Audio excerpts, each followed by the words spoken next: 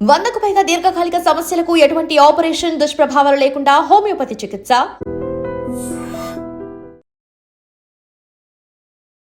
Social మీడియాలో craze కోసం, following కోసం, లైక్ల కోసం కొంతమంది ఎంత దిగజారిపోతున్నారంటే బ్రతుకున్న వాళ్ళని కూడా చంపేస్తున్నారు. అవును, ఇప్పుడు బాగా ప్రతి ఒక్కరికి ఒక ఫ్యాషన్ అయిపోయింది.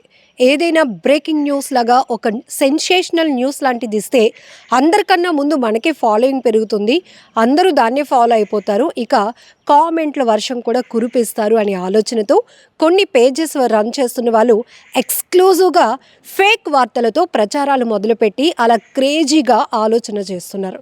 ఇది క్రేజీ పక్కన పెడితే ఎంత చెత్త ఆలోచన అంటే, ఒక్కొక్కసారి మనకి ఇష్టమైనటువంటి హీరోస్, హీరోయిన్స్, ఇంకా టాప్ రేటింగ్లో ఉన్నటువంటి సెలబ్రిటీస్ లాంటి వాళ్ళు ఇక లేరు అని ఒక షాకింగ్ వార్త చూస్తే నిజంగానే చాలామందికి గుండె ఆగిపోయినంత పని అవుతుంది.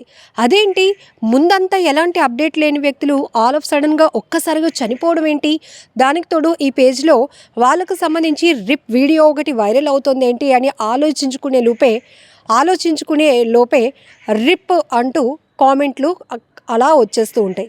సో ఇప్పుడు నిన్న కూడా ఒక వ్యక్తి తన పేజ్లో కాజల్ రిప్ అంటూ ఒక పోస్ట్ పెట్టాడు. అంతేకాదు, ఆమె మెడలో ఒక దండ వేసి చనిపోతే వాళ్ళని ట్రీట్ చేస్తామో ఆ రకంగా ఆ వీడియో కనపడుతోంది. దాంతో చాలామంది ఇది నిజంగా షాకింగ్ న్యూస్, రిప్ అంటూ కొంతమంది, తన ఫేవరెట్ హీరోయిన్ అని కొంతమంది, ఇది ఎప్పుడు జరిగింది ఆశ్చర్యంగా ఉందని కొంతమంది మాత్రం కొంచెం బ్రిలియంట్గా ఆలోచించి ఇది 100% ఫేక్ న్యూస్ అయి ఉంటుంది, ఎందుకు ఇలా చేస్తున్నారు అని క్వశ్చన్ చేస్తూ కొంతమంది. ఇలా ఏదేమైనా కొంతమంది అలర్ట్గా ఉన్నా మరికొంతమంది రియలే అనుకొని నమ్మేస్తూ ఉంటారు, బాధపడిపోతూ ఉంటారు. ఈ రకంగా చూస్తే కనుక మనకి తెలుగు ఇండస్ట్రీలో కొంతమంది సెలబ్రిటీస్ కూడా చనిపోయారు అంటూ ఫేక్ న్యూస్ ప్రచారం చేసిన వాళ్ళు కూడా ఏకంగా మేము చచ్చిపోలేదు, మేము బ్రతికే ఉన్నాము అని మళ్ళీ మీడియా ముందుకి, సోషల్ మీడియా ముందుకి వచ్చి చెప్పుకునే పరిస్థితి వచ్చిందంటే ఎంత దారుణం. అసలు చనిపోలేదు నాయనా, మేము బతికే ఉన్నాము, కావాలంటే చూడండి మీతో మాట్లాడుతున్నాము అంటూ వాళ్ళు చెప్పుకోవాల్సినటువంటి పరిస్థితి సెలబ్రిటీలకే వస్తుంది అంటే కొంతమంది మరి సోషల్ మీడియా పేజెస్ రన్ చేస్తున్న వాళ్ళు ఎలాంటి చర్యలకు దిగజారిపోతున్నారో మనం ఇక్కడ అర్థం చేసుకోవచ్చు. సో ఈరోజు కూడా నేను ఒక వీడియో చూశాను. సో కామెంట్ క్లిక్ చేసేటప్పటికి చాలామంది రిప్ రిప్ రిప్ అని పెడుతూ ఉన్నారు. అసలు ఏంటి ఇంత సడన్గా కాజల్ గారు చనిపోవడం ఏంటి, అసలు ఆమె గురించి ఎలాంటి అప్డేట్ లేదు. ఒకటి, కొంతమంది హార్ట్ స్ట్రోక్ ఇట్లాంటివి కొన్ని చూస్తున్నాం కదా, కార్డియాక్ అరెస్ట్, అవి అయితే క్షణాల్లోనే ప్రాణాలు పోయే పరిస్థితి. దానికి సెలబ్రిటీలు లేరు, ఆర్డినరీ పీపుల్ లేరు, ఇంకెవరూ లేరు, ఎవ్వరూ దానికి అతీతులు కాదు. కానీ ఉదయానికే కాజల్ అగర్వాల్ రిప్ అంటూ ఒక వ్యక్తి తన పేజ్లో పోస్ట్ చేసిన వెంటనే వామ్మో లైక్లు, కామెంట్లు, షేర్లు వెళ్ళిపోతున్నాయి. ఎవరో కొంతమంది మాత్రం తేరుకొని ఇది ఫేక్ న్యూస్, ఎందుకు ఇలా మీరు ప్రచారం చేస్తున్నారు, ఖచ్చితంగా మీలాంటి ఫేక్ గార్డుల పైన యాక్షన్ తీసుకోవాలి పోలీసులు, వాళ్ళు వెంటనే అరెస్ట్ చేయాలి, ఈ పేజెస్ని కూడా బ్లాక్ చేసేయాలి అంటూ కొంతమంది ఫైర్ అయ్యారు. కానీ ఇక్కడ మనం చూసుకోవచ్చు, మన తెలుగు ఇండస్ట్రీలో చాలామంది ప్రముఖులు, సినీ ప్రముఖులు కూడా, సినీ సెలబ్రిటీస్ కూడా చనిపోయారు అంటూ కొంతమంది దుష్ప్రచారం చేయటం వల్ల చాలా వరకు వాళ్ళకు సంబంధించినటువంటి అభిమానులు, కుటుంబ సభ్యులు, అలానే ఫ్యామిలీ, ఫ్రెండ్స్ అందరూ ఒక ప్యానిక్లోనికి వెళ్ళిపోతారు. ఏమైంది, ఇది నిజమేనా, ఒక మీడియాలో ఒక వార్త వచ్చిందంటే ఇది నిజమే అయి ఉంటుంది, కాకుండా ఎందుకు పెడతారులే అని అనుకునే లోపే ఆ వార్తలు ఎంత ఫేక్ అయినప్పటికీ కూడా ఎంత స్పీడ్గా వైరల్ అయిపోతున్నాయో మనం చూస్తున్నాం.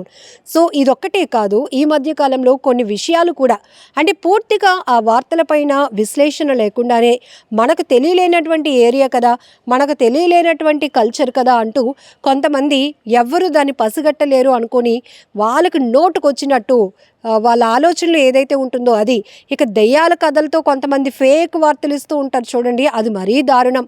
ఒక హాస్పిటల్ తీసుకొని ఒక కథ అల్లుతూ జనాల్ని ఎంత భయభ్రాంతలకు గురి చేస్తున్నారంటే ఇక్కడ ఆవేదన చెందాల్సిన విషయం ఏంటంటే, ఈ వీడియో పెద్దవాళ్ళే కాదు, మీరు పోస్ట్ చేస్తున్నటువంటి కంటెంట్ అది గుడ్ ఆర్ బ్యాడ్ కావచ్చు, ట్రూ ఆర్ ఫేక్ కావచ్చు, చిన్న పిల్లలు కూడా చూస్తూ ఉంటారు.